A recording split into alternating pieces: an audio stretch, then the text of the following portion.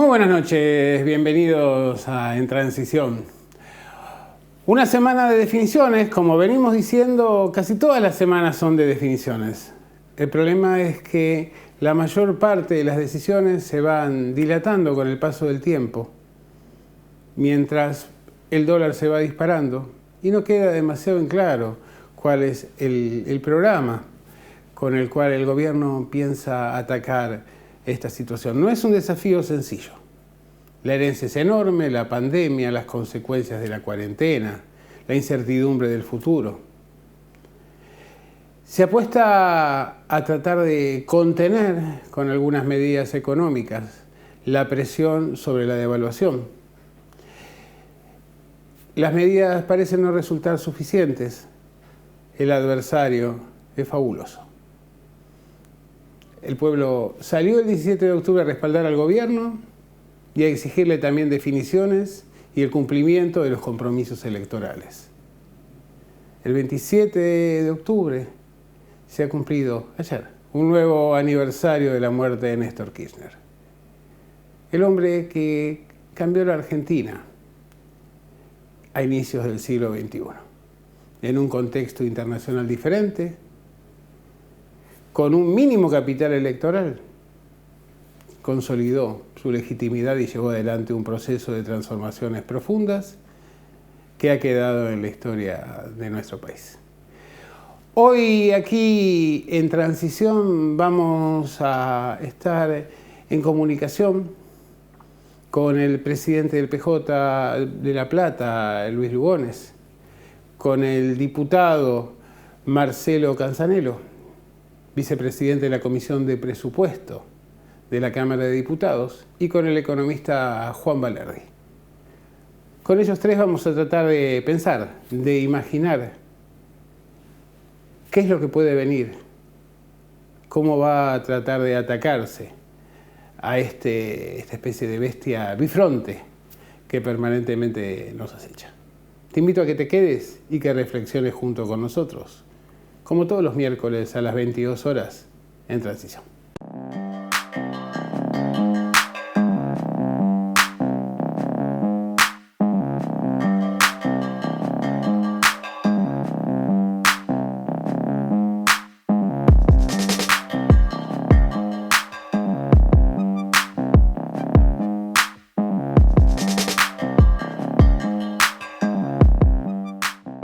Formo parte de una generación diezmada, castigada con dolorosas ausencias. Me sumé a las luchas políticas creyendo en valores y convicciones a las que no pienso dejar en la puerta de entrada de la Casa Rosada.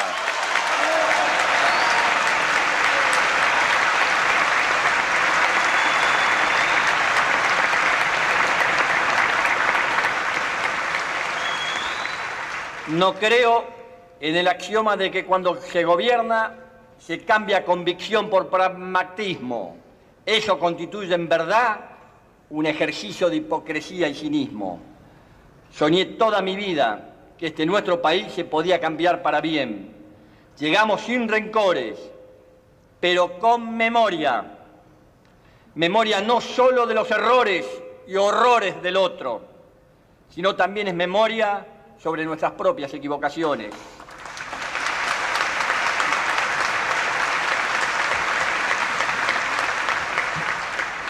Memoria sin rencor, que es aprendizaje político, balance histórico y desafío actual de gestión. Con la ayuda de Dios, seguramente se podría iniciar un nuevo tiempo que nos encuentre codo a codo en la lucha por lograr el progreso y la inclusión social, poniéndole una bisagra a la historia. Con mis verdades relativas, en las que creo profundamente, pero que sé se deben integrar con las de ustedes para producir frutos genuinos, espero la ayuda de vuestro aporte. No he pedido ni solicitaré cheques en blanco. Vengo en cambio a proponerles un sueño, reconstruir nuestra propia identidad como pueblo y como nación. Vengo a proponerles un sueño, que es la construcción de la verdad y la justicia. Vengo a proponerles un sueño, que es el de volver a tener una Argentina con todos y para todos. Les vengo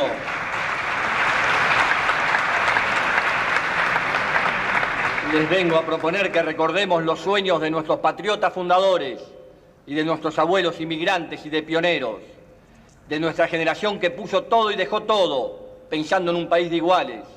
Pero yo sé y estoy convencido que en esta simbiosis histórica vamos a encontrar el país que nos merecemos los argentinos. Vengo a proponerles un sueño. Quiero una Argentina unida, quiero una Argentina normal, quiero que seamos un país serio, pero además quiero un país más justo. Anhelo que por estos caminos se levante a la faz de la tierra una nueva y gloriosa nación, la nuestra. Muchas gracias. ¡Viva la patria!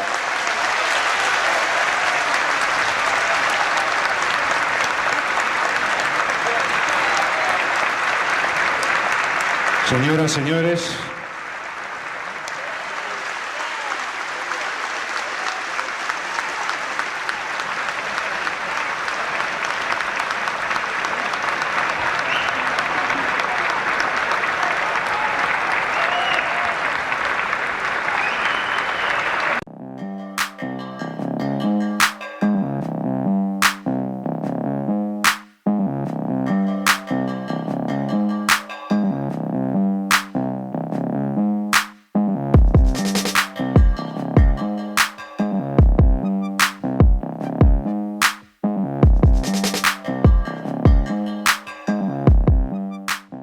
Ahora aquí en Transición estamos en comunicación con Luis Lugones, presidente del PJ de La Plata.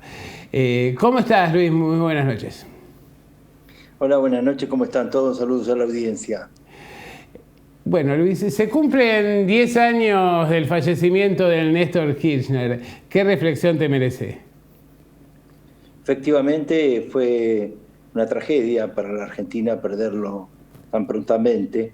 Néstor vino a reconstruir la política, vino a darle a la política el valor que tiene que tener, o sea, del contrapeso de los poderes fácticos del mundo económico y financiero, que tiene unos intereses que son egoístas y que siempre van en perjuicio de las mayorías populares, sobre todo de los sectores asalariados y de los sectores que del mundo informal, de manera tal de que la posibilidad de que Néstor tuviera un poder que construyó a partir de solo un 23% de los votos, ante la negativa de Menem de darle la oportunidad de tener más del 50% con el balotaje. Entonces esta oportunidad que se le restó no le impidió para construir el poder necesario para plantarse no solo a los poderes fácticos económicos, como decía recién, sino también de otro orden. Por ejemplo, en aquel momento todavía los resabios en las Fuerzas Armadas de lo que habían sido los procesos militares. Es recordado por todos nosotros y por todo el pueblo seguramente, cuando hizo sacar el cuadro de Videla de ahí de la escuela, y cuando hizo sacar, y cuando en la ESMA dio ese discurso extraordinario pidiendo perdón por los crímenes que había cometido el Estado, de manera que, y en nombre del Estado. Entonces, de manera que hubo hitos muy importantes de la reconstrucción política y social. Los derechos humanos son unos básicos, pero también la reconstrucción de la economía. Él era fanático, nos acordamos todos de los presupuestos paralelos, o sea, de tener el superávit fiscal y el superávit de la cuenta corriente siempre bien. Por lo tanto, era una persona que tenía una capacidad de gestión enorme. Y además de acuerdo con todos los sectores políticos y sociales. Cuando él arreciaba más los ataques, se apoyó en el Partido Justicialista, en el Movimiento Nacional Justicialista para poder relanzar su gobierno y que permitió después reconstruir alternativas políticas de la mano de Cristina, ¿no?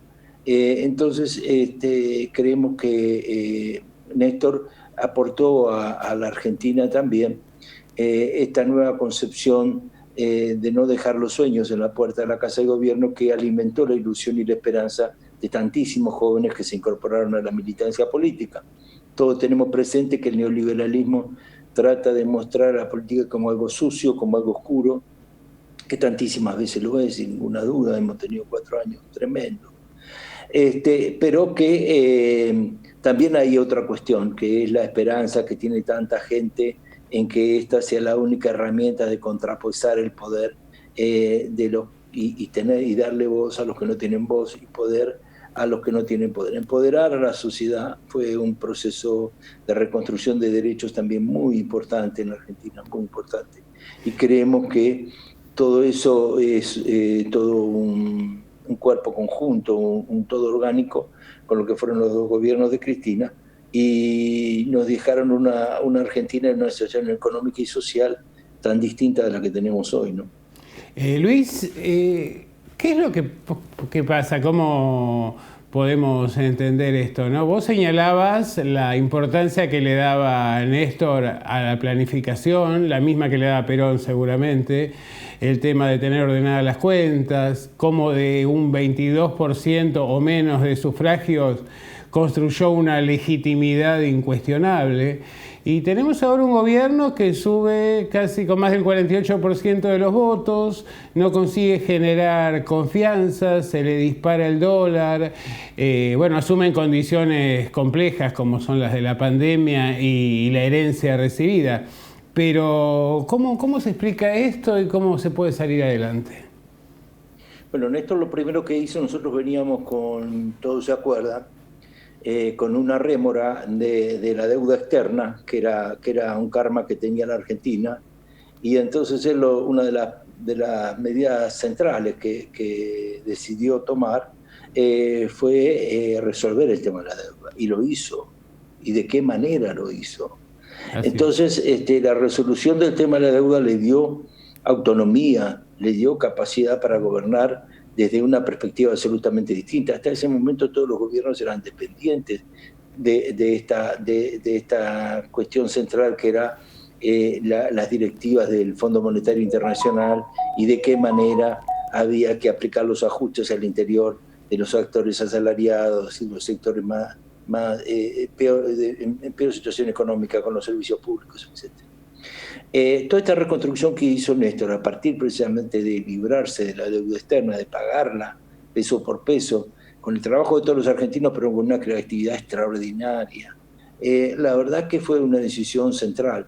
Hoy nosotros volvemos a recibir un país con una deuda externa impagable, es insostenible. Entonces, estos sectores que hoy pueden atacar a la economía en Argentina desde el mundo financiero, seguramente lo hacen porque tienen precisamente esa condición de la deuda enorme que tiene la Argentina. Si no, nosotros no estaríamos en esta situación, porque tuviéramos un respaldo económico y sobre todo monetario que no permitiría que nos ataquen tan fácil a la moneda nuestra. Ahora, yo creo que de todas maneras está muy bien lo que hace tanto el ministro de Economía como el presidente en resistir el ataque sobre la moneda. También es cierto que es un poco ingenuo creer que por más que le diéramos algunas concesiones, que los tenedores de grano los van a liquidar tan fácilmente. Porque el tema no es solo económico, sino es político. Hay un ataque de desgaste, de merilamiento a un gobierno popular que viene a redistribuir. Y una de las preguntas centrales que hemos visto en algunos portales este fin de semana cuentan que una de las reuniones que ha tenido el presidente con los factores económicos, los empresarios, lo primero que le preguntaron fue: ¿usted viene a pararse contra la propiedad privada? ¿Usted está en contra de la propiedad privada? Imagínense desde dónde hay que arrancar a hablar con estos señores que se creen dueños de la tierra, y porque se creen dueños de la tierra se creen que tienen derechos inalienables. No viven en un país. Ellos no tienen, las rutas no las pagamos nosotros, la construcción de todos los servicios públicos no los pagamos nosotros, el sostenimiento de la salud, etcétera, no lo pagamos nosotros. Ellos creen que todos son ellos. Entonces nosotros, si no tenemos unas herramientas, unos instrumentos donde nos paremos fuertemente, creo que vamos a seguir siempre teniendo este desgaste institucional en nuestro país. Déjenme decirle que yo soy a lo mejor nostálgico, pero si yo hubiera podido plantear, hubiera planteado que tuviéramos un IAPI nuevamente y que tuviéramos un manejo o un control en el manejo de la comercialización de los cereales. Que si no hay un manejo del comercio exterior va a resultar muy difícil garantizar un control de precios y de cotizaciones internos. Esto creo que está en cualquier manual de economía. Bueno, pero una cosa está atada a la otra. Exactamente. Nosotros tenemos atado podemos hacer mejor control de precios que querramos, pero si nos llegan el dólar a 190 pesos o a 200 pesos, por más control de precios que hagamos, no sirve. Exacto. No sirve. No hay control de precios posible. Si no hay administración del comercio exterior va a resultar muy difícil. Sin duda, yo por eso creo que es difícil y creo que tal vez a lo mejor no estén dadas las condiciones ni haya un criterio de oportunidad, o tal vez no tenga convicción el presidente tampoco. Pero yo creo que cuando el tema de Vicentín, ellos se plantaron de una manera muy fuerte y nosotros fuimos muy ingenuos en acercarnos a este tema. Y cuando ellos vinieron a buscar dólares para anticipar pagos de deudas, etcétera, nosotros actuamos siempre ingenuamente, de buena fe, y en realidad era una maniobra montada para enverilar y dejar sin recursos, sin dólares al Banco Central. Entonces, el problema es que a veces la ingenuidad se toma como debilidad, ¿no? Como falta de liderazgo. Porque por eso el 17 de octubre fue una manifestación fenómena para demostrar que el poder en Argentina la tiene el pueblo. Si se tiene que plantar, se va a plantar de nuevo. Esto es inexorable que pase. Ahora, lo que pasa es que el presidente ha tratado de gobernar con consenso. Pero como le decía Pugliese en su tiempo, él le habla con el corazón y le contestan con el bolsillo. Entonces nosotros no podemos manejarnos de la misma manera. Siempre contestan de ese modo, Luis. La verdad que esa ingenuidad es cuestionable. Por eso, ¿no? Tenemos que generar las herramientas institucionales. Así es. Y nosotros estamos en todo el derecho legítimo de construir herramientas institucionales. Y si tienen que pasar por la legislatura, por el Congreso de la Nación, que pase. Si lo tenemos, evidentemente, las mayorías votaron una serie de consignas y de propuestas que todavía no se han implementado, y de alguna manera yo creo que el 17 expresó claramente un respaldo, pero también una demanda para avanzar en ese programa por el cual se votó a Alberto Fernández, ¿no?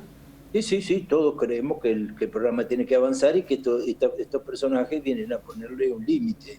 Y también es cierto que hubo un pliego de condiciones, al menos por lo que nosotros escuchamos.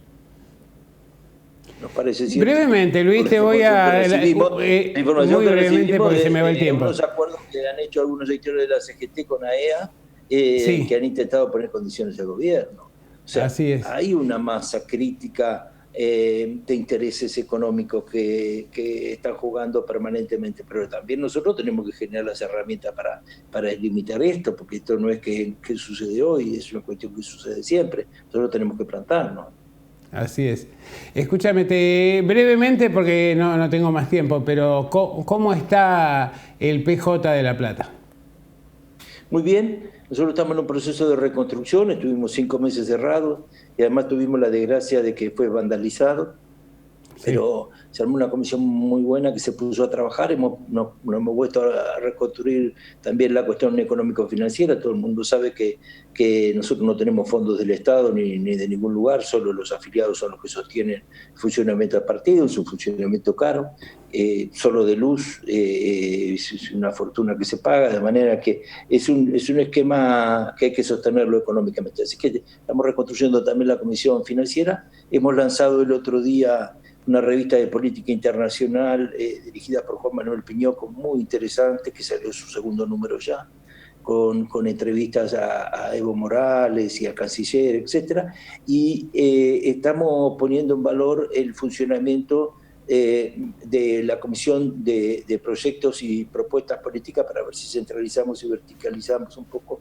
las propuestas para la elección del año que viene, trabajando siempre desde la perspectiva de la diversidad. Nosotros somos como un poliedro, diría el Papa Francisco, no tenemos muchas facetas y un núcleo unido. De manera que tenemos que tratar de congeniar todas las facetas, todas las perspectivas, para poder vehiculizar una propuesta lo más acabada posible. Y luego... Y me dejaste picando, no me queda más remedio preguntarte esto por sí o por no. ¿Lista única o libre competencia con consulta a la voluntad de los afiliados? Yo creo que va a haber libre competencia, pero creo que no hay margen para que haya muchas posibilidades. Yo creo que la racionalidad tiene que primar. Cuando digo la racionalidad no es porque no tengamos todo el legítimo derecho a participar, ¿no? Nosotros siempre hemos tenido las PASO, hemos sido los que las hemos propuesto, de manera que no nos negamos a la competencia, nos parece sano. Ojalá podamos hacerlo, pero no sé si el marco social después de una pandemia feroz como la que hemos tenido y las consecuencias económicas a las que hacíamos referencia anteriormente, dan algún margen para que esto pueda hacerse. Pero sí, si hay elecciones, bienvenido. Nosotros tenemos compañeros que han comprendido la regla del juego, o sea que podemos tener diferencias de enfoque o de propuestas o de intereses de ser, y que nosotros las conciliamos en una estructura de unidad que nuclea el Partido Justicialista y al frente de todos y nos permite ir a una sana competencia y luego plantearnos una alternativa política de conjunto. Ha sido Luis Lugones, presidente del PJ, aquí en Transición.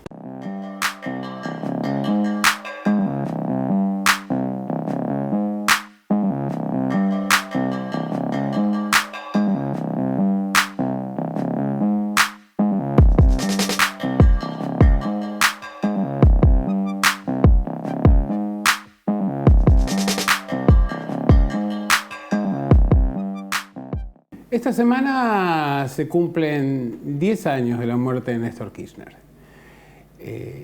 La Argentina cambió sin duda después de aquella crisis terrible del 2001, luego de que Eduardo Duhalde se pusiera al hombro la gestión, le llevara adelante el trabajo sucio. Y luego llegó Néstor, llegó con menos del 22% de los votos, llegó con cuestionamientos de todo tipo, en una Argentina que estaba prácticamente incendiada en términos sociales, el que se vayan todos, con una economía que había experimentado una crisis profundísima. Planteó un plan, planteó un programa de gobierno ya en la Asamblea Legislativa, en aquel célebre discurso en el cual afirmó que venía a proponernos un sueño y que no iba a dejar sus convicciones afuera de la Casa de Gobierno. Néstor Kirchner nos abandonó físicamente, pero de alguna manera demostró que era posible en la Argentina emprender el camino del crecimiento, de la inclusión, de alguna manera avanzar en aquello que había planteado Perón en 1945. Que los argentinos fueran todos los días un poquito más felices. A 10 años de esa pérdida, la Argentina está en una situación aún más grave. La crisis que afrontamos parece sumar las de Raúl Alfonsín y las de Fernando de la Rúa. El endeudamiento externo es feroz, la herencia recibida es tremenda.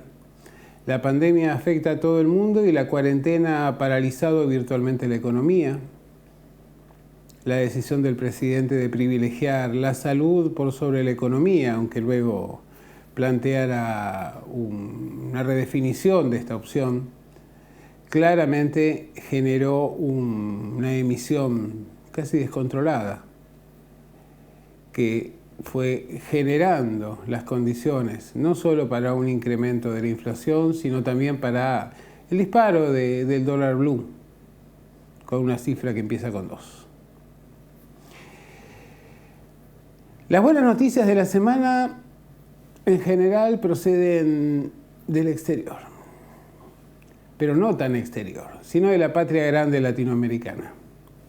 El pueblo boliviano, con el MAS a la cabeza, consiguió desplazar de manera terminante en las elecciones realizadas en Bolivia a la dictadura que hasta ese momento ejercía, o todavía sigue ejerciendo, el poder en la nación hermana. El fin de semana pasado, este domingo, masivamente el 80% de los chilenos le dijeron que no a la constitución de Pinochet, que todavía seguía en vigencia. la democracia y los pueblos avanzan en algunos lugares de América Latina. El 17 de octubre, el acto virtual que organizó el PJ fracasó.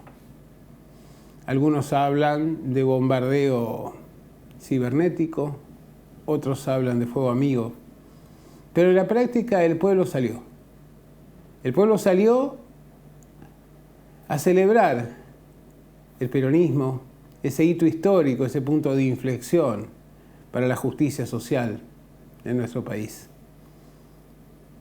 para el impulso de la economía, para la humanización, para el reconocimiento de la humanidad, de los trabajadores, de las mujeres, de los niños, de los ancianos, de los pueblos originarios. Y también salió para de alguna manera reclamarle al gobierno actual que tuviera más contundencia y que respetara el contrato electoral por el cual había sido votado. Como señaló Alberto Rodríguez Saá, la mayor parte de las consignas por las cuales se votó al Frente de Todos no fueron cumplidas.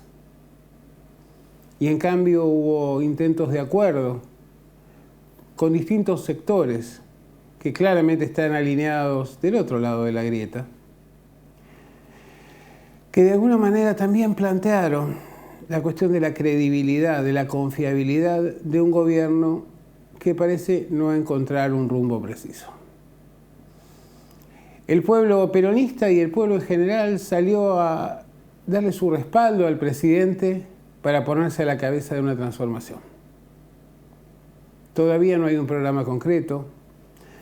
El ministro Guzmán debe luchar contra cierto desconocimiento de las relaciones de fuerza concretas que imperan en nuestra sociedad, su voluntad de impulsar con medidas técnicas un freno a la cotización disparatada del dólar, impulsar también un proyecto colectivo productivo. Tiene un contrapeso en el Banco Central, en la ambigüedad del respaldo político que recibe. De hecho, la situación al interior del Frente de Todos no parece ser la más sólida y no parece serlo en la medida en que no se define una línea de acción, no hay un proyecto colectivo. El desafío de convertir una alianza electoral en una coalición de gobierno todavía está pendiente. Y aquí vemos cómo las distintas posiciones que imperan al interior del Frente de Todos de alguna manera se equilibran y hasta se vetan mutuamente. Fracasó la iniciativa de Vicentín. Hoy en día el proyecto Artigas plantea una disyuntiva. Están por un lado los que defienden a rajatabla la propiedad privada, más allá de la manera en que se accedió a esa propiedad por parte del exministro de Mauricio Macri y presidente de la Sociedad Rural, en su momento Echeverre. Por el otro lado, existe también una larga postergación de las demandas urgentes de los más necesitados. Tenemos un déficit habitacional en nuestro país que afecta a más de 4 millones de familias. Esto es prácticamente la mitad de la población argentina.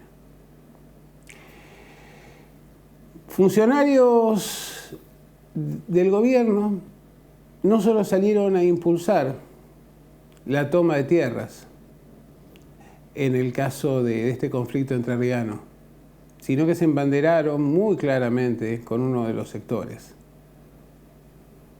El gobierno no planteó una posición concreta respecto de esto. Pero lo que se ve claramente en esta y otras cuestiones, como pasó con el caso de Venezuela, es que no controla la agenda y tampoco controla la agenda al interior del propio espacio del Frente de Todos. Razón por la cual le van marcando la cancha constantemente los mercados, la oposición, los medios y los sectores más radicalizados dentro de la propia coalición. El futuro es ambiguo en este sentido. Vemos al ministro Guzmán tratando de avanzar en algunas medidas que que algunos juzgan como muy moderadas. Otros plantean que no tienen suficiente respaldo político y de hecho le han puesto un ultimátum de resolver una cuestión que lleva décadas tal vez, o por lo menos muchos años, en apenas 15 días. Detrás de las tomas de tierras que reflejan simultáneamente el choque de dos derechos que están garantizados por nuestra Constitución. El derecho a la vivienda, por un lado, y el derecho a la propiedad privada, por el otro. Evidentemente, en este conflicto que se da en Entre Ríos, el gobierno no va a salir indemne. En la medida en que no tome una definición precisa el presidente, va a cosechar todo lo malo de un lado y de otro, según respecto de qué sector se incline en el caso de tomar una posición activa y concreta.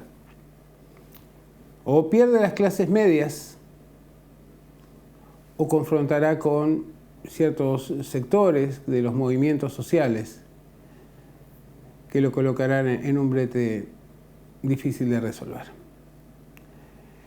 Fundamentalmente, aquí lo que aparece es la necesidad de generar un proyecto colectivo con un liderazgo fuerte y que sea compartido entre los que gobiernan y las mayorías que respaldaron a este gobierno y también a otros sectores a los cuales podría ampliarse. Pero lo fundamental es la demostración del poder de fuego, la determinación. Después de mucho tiempo de insistir en el privilegio de la vida y las políticas sanitarias, el gobierno ahora ha anunciado que pretende abrir en Formosa las fronteras, en Misiones también, por la necesidad urgente de recaudar dólares. Quiere recurrir también al swap chino, quiere ver si el Fondo Monetario le acerca dólares frescos. El problema es que todas estas decisiones son decisiones que se van postergando en el tiempo.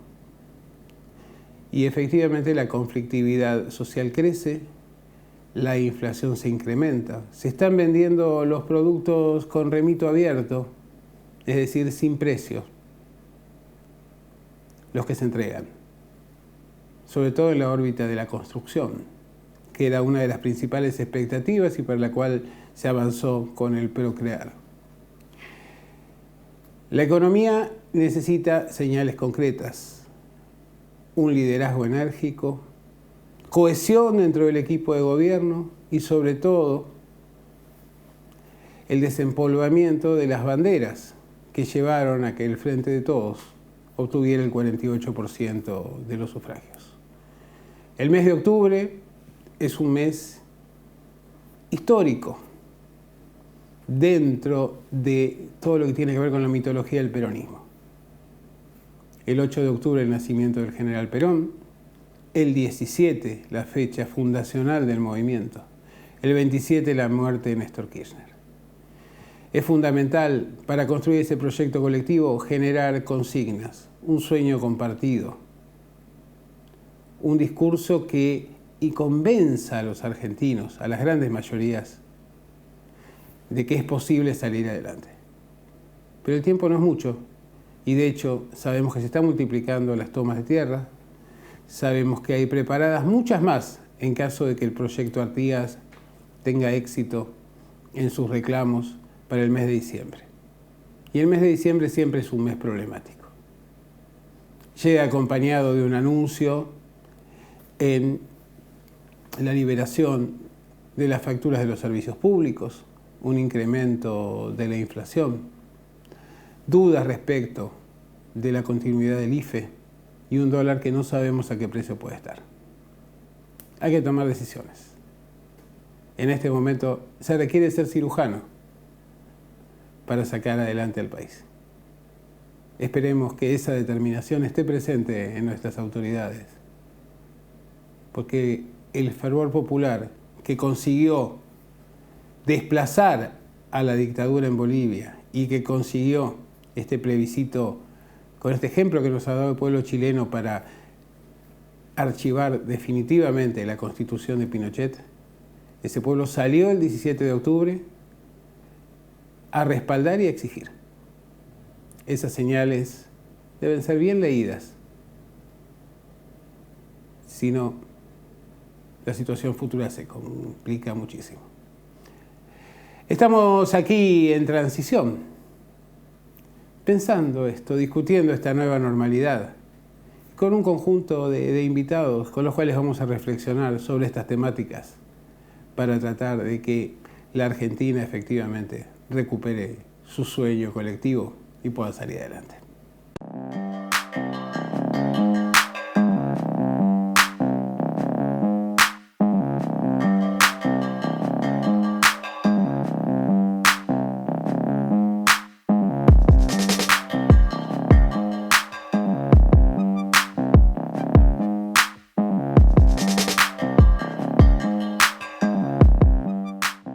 Y ahora en transición estamos en comunicación con Marcelo Casareto, diputado nacional por la provincia de Entre Ríos y vicepresidente de la Comisión de Presupuesto en el Congreso de la Nación. ¿Cómo estás, Marcelo? Muy buenas noches.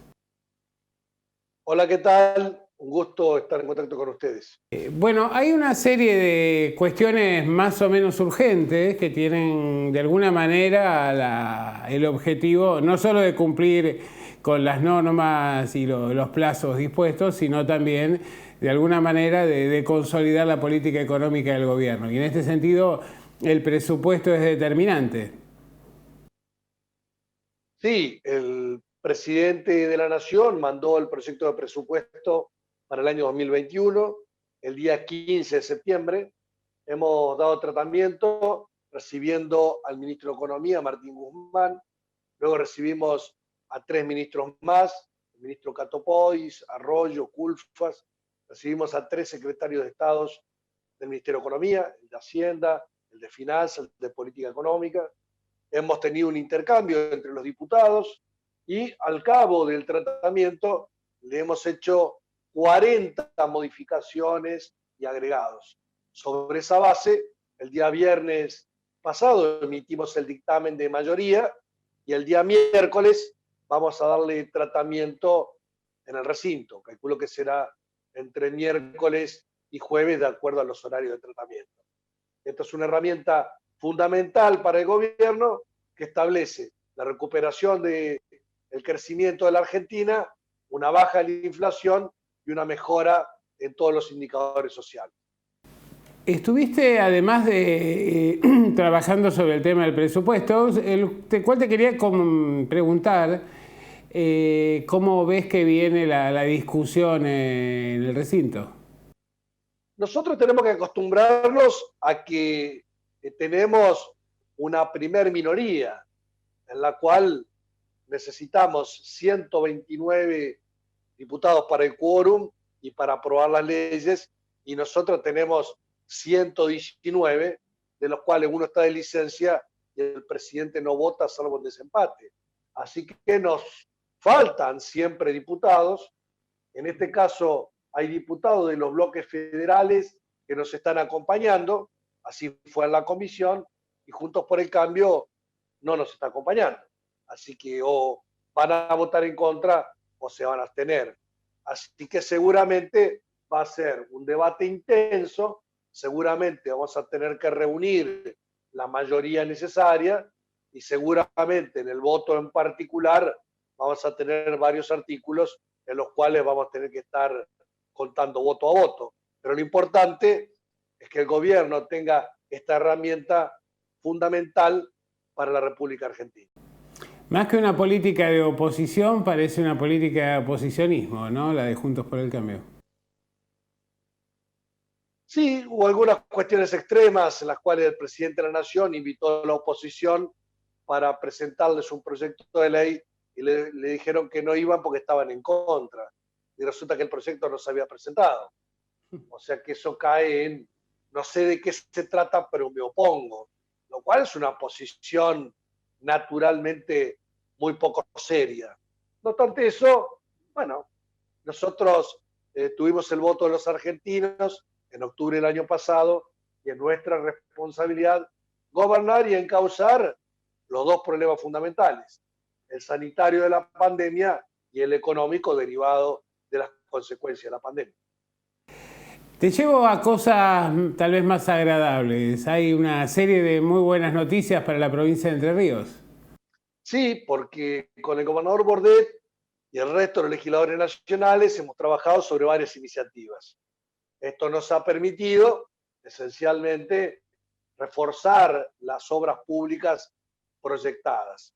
En el presupuesto del 2021, finalmente, se incluyen 8.000 millones de pesos de inversión en la provincia de Entre Ríos, en obras de rutas, de saneamiento, agua potable, cloacas, recursos hídricos, viviendas, escuelas.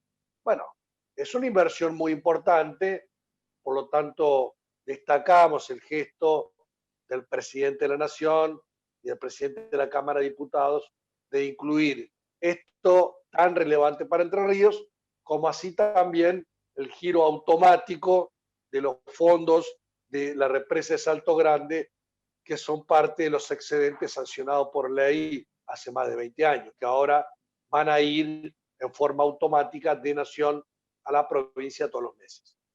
Bueno, esta es una muy buena noticia para todos los entrerrianos y también muestra una matriz más federal en la manera de administrar los recursos públicos. Exactamente. Fue una de las cosas que cuando Alberto Fernández se presenta como precandidato ante las PASO, nos fuimos a ver con el gobernador, yo y otros referentes, y le pedimos algunas cosas.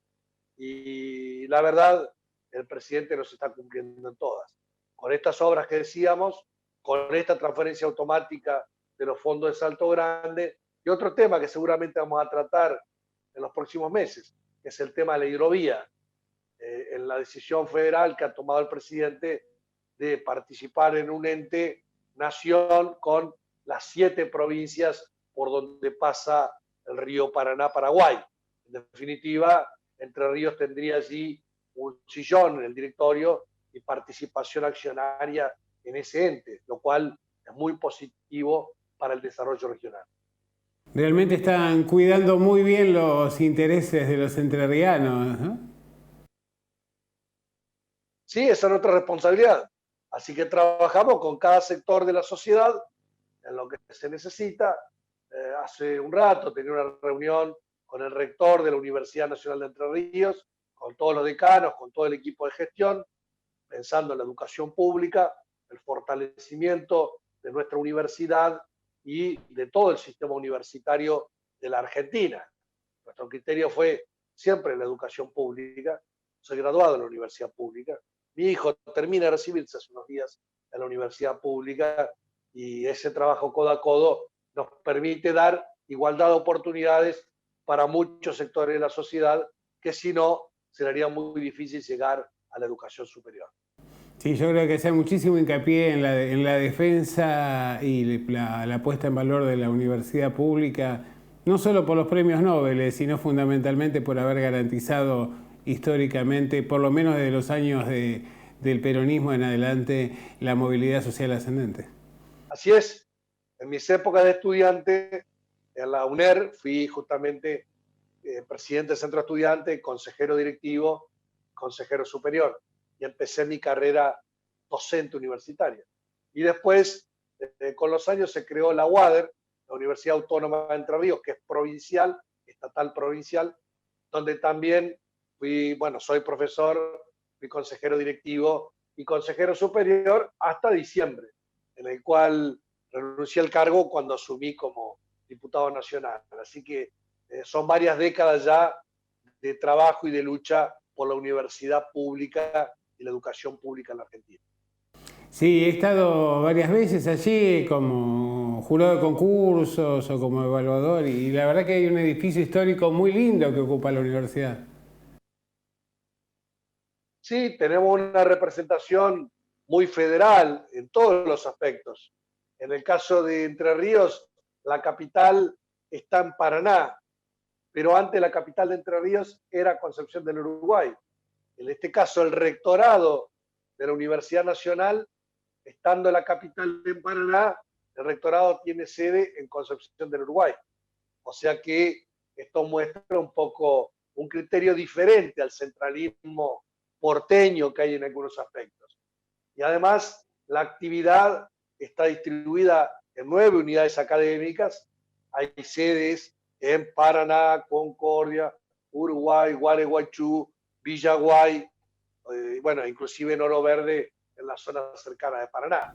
Así que es un lugar modelo histórico, federal. un lugar histórico por por toda la gesta de Pancho Ramírez, su historia con la Delfina, la sanción de la independencia allí en los años de Artigas también, ¿no? Realmente es una puesta en valor y un reconocimiento al pasado de los argentinos y de los entrerrianos puntualmente. Así es. Nosotros siempre creímos en la organización nacional y por eso en la República Argentina. Pero verás que también está la bandera entrerriana. Sí. Entonces, Entre Ríos tiene una lucha en la cual en el Congreso de 1815 se declaró la independencia antes que la declarara la Confederación en Tucumán en 1816. Y después en 1820 se declara la creación de la República de Entre Ríos, que en ese sentido no era otra nación, sino que era participar de una organización nacional con un sentido republicano. Así que ahí éramos una sola cosa, Entre Ríos, Corrientes y Misiones, y hace pocos días, el 29 de septiembre, se cumplieron los 200 años de esa gesta y yo hice el homenaje en el recinto de la Cámara de Diputados. Así que es una fecha histórica, Entre Ríos es una tierra de caudillos, entendemos la organización nacional con una fuerte representación federal. Sí, hemos hecho mucho hincapié, incluso en los años del Instituto de Revisionismo Manuel Dorrego, sobre la fecha de 1815 y la importancia que adquirió en el proceso de independencia de nuestro país, ¿no? Y lamentablemente es una fecha que todavía parece un poco oculta dentro de lo que son los contenidos escolares a nivel nacional. Claro, como dato de color, para el que no lo conoce, en 1816 en Tucumán los representantes de Entre Ríos no acudieron, porque la idea era declarar la independencia y ya Entre Ríos ya había declarado la independencia el año anterior. Entonces, digamos, ya vamos a declarar 2 veces lo mismo. O sea, háganlo ustedes que no lo han hecho. Así es. Bueno, Marcelo, te agradezco mucho la comunicación y seguiremos en contacto. Espero que con buenas noticias respecto de la aprobación del presupuesto rápidamente. Bueno, va a ser un trabajo arduo, hay que contar y contar, pero esperamos que el día jueves tengamos media sanción del presupuesto. Así que bueno, qué mejor para contar que un contador y además con continuidad en tu hijo, para eso. Así es, así es. Muy buenas noches, gracias. Ha sido Marcelo Casareto aquí en Transición.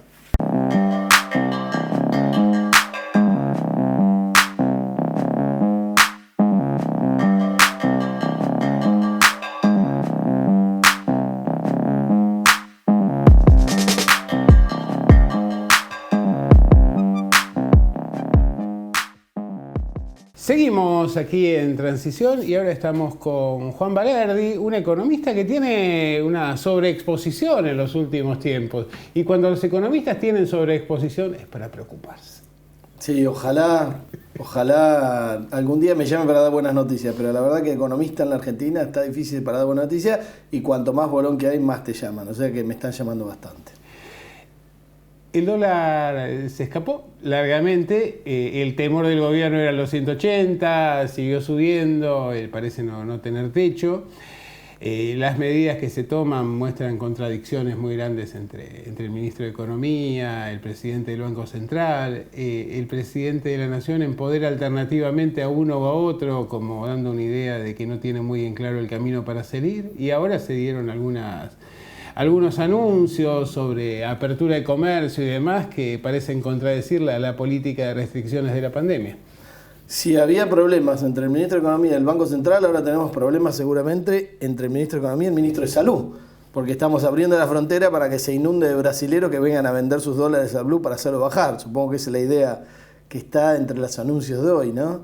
También lo del swap de China para tratar de controlarlo con 2.000 millones de activación. Esa activación en realidad es usar un descubierto en cuenta corriente que te da China para tener algo de plata. Es como si vos al banco fueras a cambiar un cheque propio para tener algo de guita en tu capital de trabajo. Físicos, no son dólares frescos. En realidad el billete físico es una parte chiquita porque vos pensás que siempre sigue corriendo el tema de los $200, que hay unos 2 millones de personas en condiciones de comprarlo y que te van comiendo permanentemente 200 millones o 300 por ahí por semana y eso en sí son dólares contables, porque eso va al banco y del banco no es tan fácil sacarlo. Eso también es otro tema, ¿no? Más allá de que el que tiene cuenta en el exterior hoy puede apretar un botón o dar una instrucción a su banco y girarlos al exterior. Eso nunca fue bloqueado y eso también es preocupante porque han caído los depósitos en dólares, sobre todo porque ha habido mucha operación diciendo que el Banco Central ya estaba usando los dólares del encaje. Pero los dólares del Banco Central son dólares fungibles. ¿Qué quiere decir esto? Que no hay una cajita que dice estos no tocarlos, son de los encajes. Estos son los del swap, estos son los del oro que está en Londres y que lo podemos cambiar. No existe eso. No existe eso, pero si van todos Si juntos se van a pedir los todos, dólares. si se van todos, se van todos. Ahí no hay discusión, no hay cajita. No hay caja. No, ahí sí. Si perdemos todo, perdemos Yo en un todo. momento dije que las medidas del ministro Guzmán hasta la semana pasada parecía como que estaba tratando de responder a un ataque nuclear con un ataque de Cevita, con una pistola de cevitas. Y bueno, ahora hay otras medidas como el lanzamiento de estos bonos ajustables por dólar y demás. ¿Pensás que esas medidas pueden modificar en algo esta tendencia a irse al blue? ¿O si las medidas de contención sobre el contado con liqui pueden llegar a tener efecto? Lo que pasa es que lo que está claro, y que yo lo vengo diciendo hace rato, es que acá la discusión no es de parches y de pequeñas medidas en el mercado del contado con liqui o en el mercado del blue o en el mercado del dólar ahorro y demás. Acá hay una cuestión de fondo. Primero, hay un choque de intereses entre el poder económico y el gobierno. Ese choque no lo resolvés con parchecitos. Lo que podés hacer es un día manipular la cotización del contado con liqui. El viernes, el Banco Central y el ANSES salieron a vender bonos y te bajan 5% el contado con liqui. Ahora, vamos a ver qué pasa hoy. Y así no podés todos los días estar vendiendo bonos para contener el contado con liqui, porque además eso tampoco lo afecta profundamente al blue. Entonces, lo que tenés que hacer es, de alguna manera, hacer un proyecto de país a largo plazo, acomodar tus fuerzas y que te apoyen, porque el gobierno con muchos de estos parches que está haciendo, medidas que está tomando, dejando de tomar, está también perdiendo fuerza de su sustento de los que lo votaron. Y eso también es un problema a mediano y largo plazo, y si no, hay que hablarlo con cualquiera que haya vivido el proceso de Dilma Rousseff. Entonces digo, hay que tomar medidas fuertes de fondo e ir al choque. No podés seguir dejando que el sistema financiero juegue su juego con peces mirando para otro lado y con un sistema financiero que está regido por la Ley de Entidad Financiera de Martínez de O. Recién hablaba con Luis Lugones, el presidente del PJ, y él me decía que, bueno, no daba a lo mejor la relación de fuerzas, pero que era indispensable reconstruir el IAPI o algo parecido. ¿Estás de acuerdo?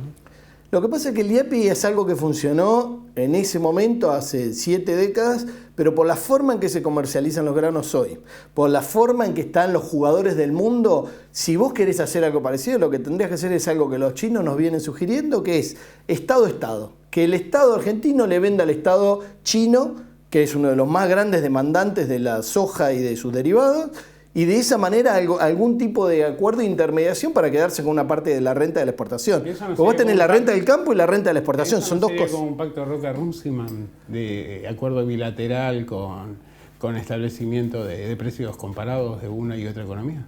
Sí, lo que pasa es que en este caso vos estás con alguien que ya te está demandando y que es absolutamente complementario con vos, que no tiene un interés en que vos no te desarrolles, sino que tiene un interés en complementar.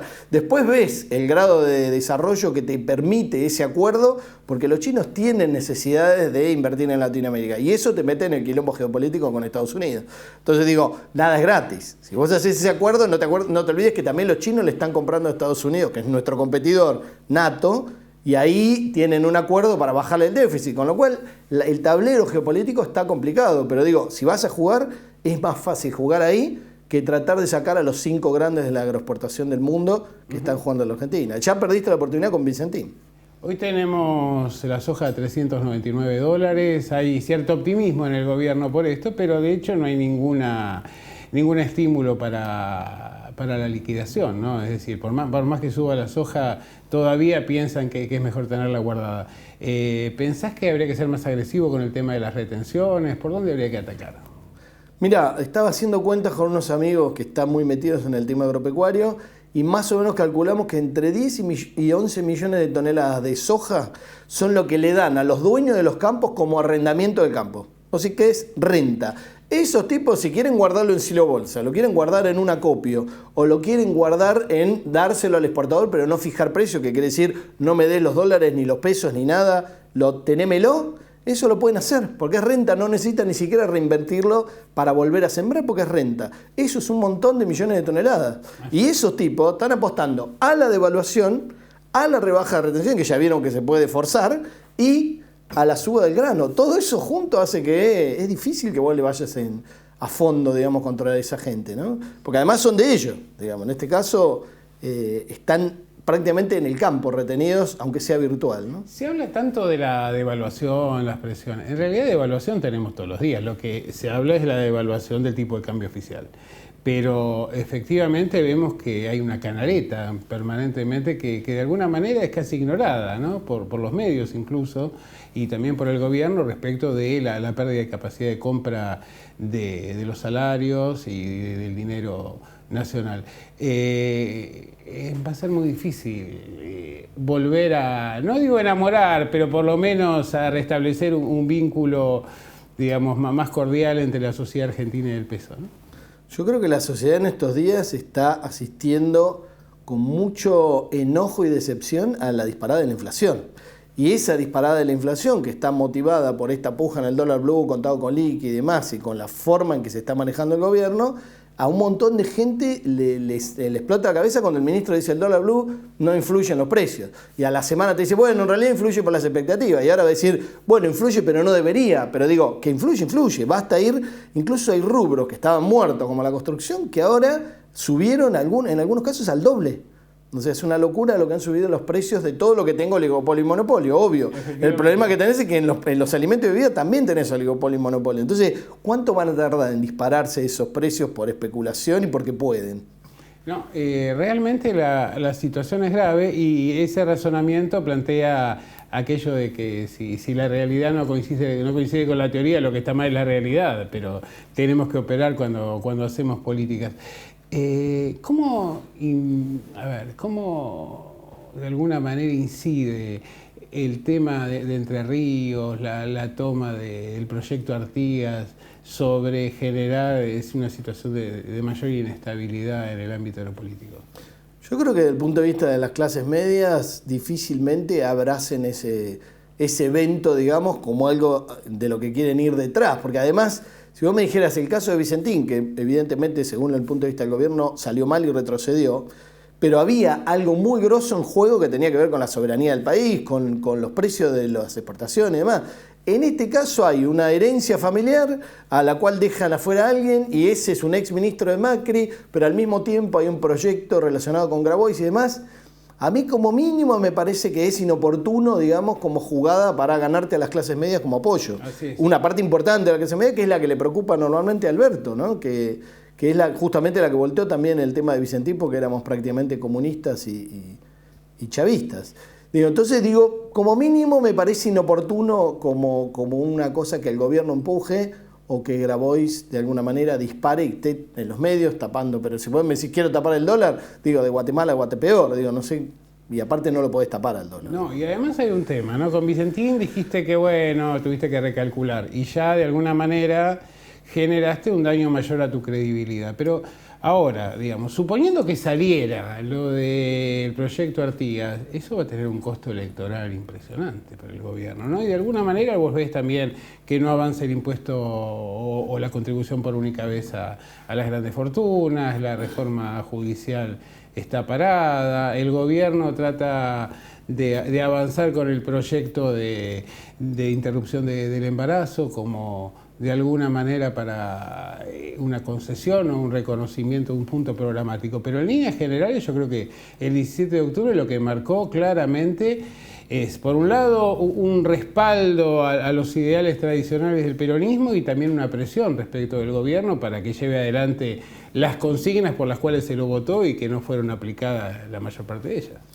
Bueno, yo estoy mucho más preocupado por el alineamiento del gobierno con sus propias promesas, porque te pongo otro ejemplo de lo que vos estabas diciendo, que con lo electoral, ¿no? O sea, para el electoral, en términos de plazo, es como si faltara larguísimo plazo, infinito, porque falta un año, y un año en la Argentina hoy, con esta situación, es terrible. Y hay que pasar diciembre con una inflación acelerándose rápidamente. Entonces digo, me preocupa mucho más la consistencia entre lo que dijo Alberto en campaña, la LELIC. No voy a pagar intereses en la LELIC y le voy a dar 20% de aumento a los jubilados. Y congeló la fórmula y la LELIC están pagando casi lo mismo que pagaba Macri, no nominalmente en la tasa, pero como se duplicó el volumen, tenés una tasa que es prácticamente la mitad, duplicaste el volumen, estás pagando 3.000 millones de pesos diarios a los bancos por estacionar la plata ahí. Mismos bancos que muchos de ellos tienen las cuevas y tienen el fondeo para las mesas de dinero que manejan el blue, que manejan el contado con líquido. Entonces digo, esa es una. La otra es el tema de las tarifas de servicios públicos. Las tarifas de servicios públicos que pegan mucho en la inflación ya están diciendo que para evitar que el déficit se te dispare o bajarlo, tenés que pasársela a la cuenta a la gente, porque todo este tiempo la estuvo subsidiando el Estado. Eso es otra bombita, ¿viste? ¿Y cuánto tiempo pueden tardar en pasarle eso a la gente que decían que las subas de tarifas serían del 30 al 60%? Ahí tenés otro problema. Entonces digo, eso sumado a que el alineamiento con el peronismo no está tan claro, digamos, porque el mismo Alberto dijo yo soy socialdemócrata y demás, no le dieron al final la presidencia del partido, o no la quiso. Digo, y el peronismo es el que te contiene también, que te contiene a la gente. No está claro el alineamiento no solo con el peronismo, tampoco está muy en claro el alineamiento con el Frente Renovador e incluso hasta con el cristinismo. Tal cual, por eso digo, entonces ¿con quién está alineado? Entonces, si su amigo es Horacio Rodríguez Larreta, estamos en problema, pues para eso lo hubiéramos dejado gobernar a la derecha y estamos desde enfrente haciéndole una oposición fuerte y no a tomar las banderas de la derecha, sí, porque no hay otro remedio. A mí lo que no me cierra es la de no hay otra, y no hay otra. Esa... Es el mismo argumento que usaba el alfonsinismo en los años 80. Y el Turco Menem también.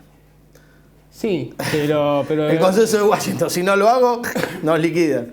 Bueno, pero ¿no pensás que el Fondo Monetario va a exigir una paridad distinta o un dólar oficial diferente al momento de cerrar con la Argentina?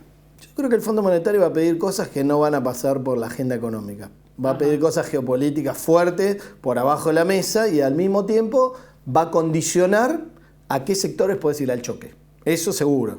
Pero eso no lo vamos a ver en los diarios. Y si lo vemos en los diarios va a ser una filtración, digamos. Pero no me la creo. O sea, el Fondo Monetario representa los intereses de Estados Unidos. No hay Cristalina Georgieva, no hay burócratas, no importa el informe que escriban para cumplir y tener su sueldo justificado y demás. Acá es lo que le interesa a Estados Unidos. Y ahí sí estamos muy jugados con qué pasa en las elecciones de Estados Unidos, digo, ¿eh? Eso va a ser un hito tremendo y por eso el acuerdo con el FMI es imposible que se cierre antes de diciembre. Con lo cual, nuevamente, largo plazo, sí, ¿no? Procrastinar, postergar la determinación. Se cumplen, y lo último que te pregunto, se cumplen 10 años de la muerte de Néstor Kirchner. Néstor llega con menos del 22% de los votos, consigue generar una legitimidad indudable, restablece la economía, luego del trabajo sucio que hizo la gestión de Duhalde, sin duda, superávit gemelos, programa, proyecto, y bueno, 10 años después, ¿qué pasó? Mira, yo creo que la demostración más clara de que la famosa correlación de fuerzas se demuestra andando, diría Carlitos Balá, es eso. La correlación de fuerza la tenés que generar vos. El poder lo tenés que generar vos yendo al choque hasta que no des para más. Retrocedes un poco y avanzás. Retrocedes un poco. Eso es lo que hacía Néstor. O sea, Néstor no veía, no sacaba cuenta de la correlación de fuerza. Iba y la probaba, y la probaba. Y cuando tenía que redoblar la apuesta, redoblaba la apuesta. Si siempre estás reculando más de lo que avanzás, al final te acorralan, digamos. Entonces digo, también vimos lo de Bolivia. Bolivia dio vuelta a una situación que muchos pensaban que era irreversible. Y no estoy diciendo Evo, estoy diciendo el MAS. El MAS, sí. Y ahí correlación de fuerza tenía, Estados Unidos está recontrametido, aparte tiene el litio que es neurálgico, digamos, para muchos temas. Entonces digo, la correlación de fuerza se demuestra avanzando. Dilma también, como te dije antes, retrocedió en algún momento y cuando alguien tenía que saltar a defenderla no la defendió nadie. Y la voltearon. Entonces digo, no podés darle espacio a los que siempre quisieron, diría Jauretche, la patria chica. Porque van a seguir queriendo la patria chica. Entonces, si vos estás tratando de construir una patria para los 44 millones de argentinos, tenés que hacer algo que vaya al choque con esa gente. No podés pensar que los leones se van a hacer herbívoros porque se cansaron de comer antílopes. Y falta algo también que me parece fundamental, que es un proyecto colectivo, ¿no? Que sea defendido a rajatablas desde quienes conducen y respaldado por las mayorías sociales.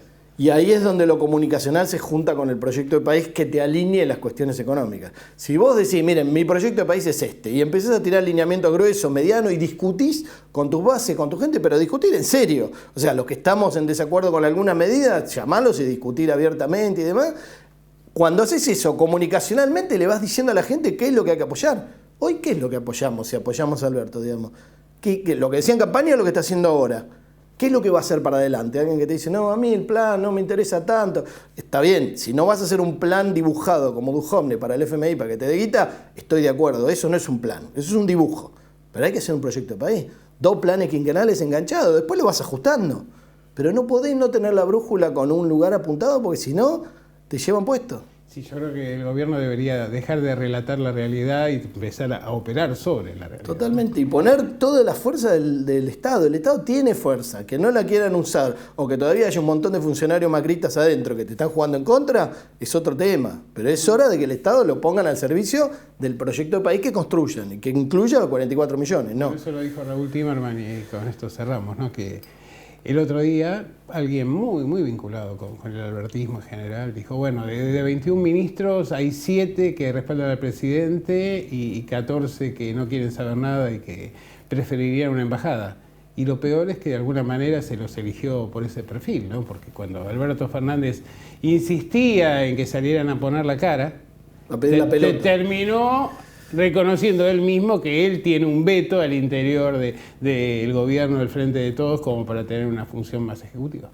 Totalmente de acuerdo. Yo creo que este gabinete estaba preparado para otro tipo de país. La crisis económica financiera internacional y la pandemia de cuarentena, en ese orden, pues es mucho más importante la crisis que no va a desaparecer con la vacuna, amerita que haya cambio de gabinete para que tiren para el mismo lado que el proyecto de país que se prometió en las elecciones y que sería lo que la gente respaldaría. El gabinete sin un cambio en la conducción, me refiero no a la persona en sí, sino al estilo de conducción, que tome unas determinaciones más concretas, porque en realidad solo es cambiar figuritas y hay que ver quiénes estarían dispuestos a integrarse a este gabinete. Totalmente, un cambio de gabinete que esté respaldado con un cambio de visión de cómo vamos a cerrar la grieta. Si la cerrás poniéndole fastic, diría algún periodista, o si la cerrás diciendo, bueno muchachos, el que no le gusta esto, a ver cómo hace para plegarse, porque no hay espacio para ajustar y dejar medio país, media población de la Argentina. Eso no se puede hacer, es lo que quería hacer el macrismo. Lo que pasa es que nunca dijo que iba a hacer con la otra mitad de la población argentina.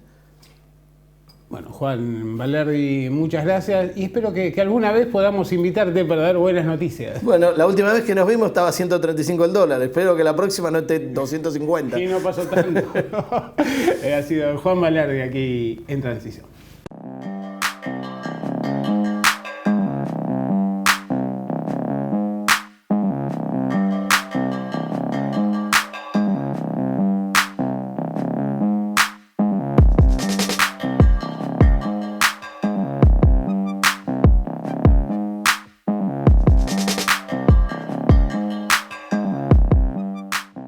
En el programa de esta noche hemos visto distintas perspectivas, pero todas coinciden en lo mismo. La necesidad de actuar activamente para tratar de resolver las problemáticas y los desafíos que afronta nuestra sociedad. Los próximos días seguirán siendo determinantes, pero de alguna manera se ha instalado un debate respecto de hacia dónde ir, con qué herramientas, cómo manejarnos para tratar de superar esta crisis. Hay presión para que el gobierno tome la iniciativa de una manera sólida, contundente y lleve adelante las transformaciones que resultan indispensables y para las cuales fue votado. El mundo está en cambio, las elecciones en Estados Unidos, que serán determinantes sin duda, están a la vuelta de la esquina. La agenda no es sencilla, pero la intervención resulta impostergable. El gobierno tiene que actuar y si se decide hacerlo, va a contar con un fabuloso respaldo del campo popular. La elección es ver dónde se apoya. Nos reencontraremos el próximo miércoles a las 22, aquí en Transición, como siempre, imaginando la nueva normalidad. Chao.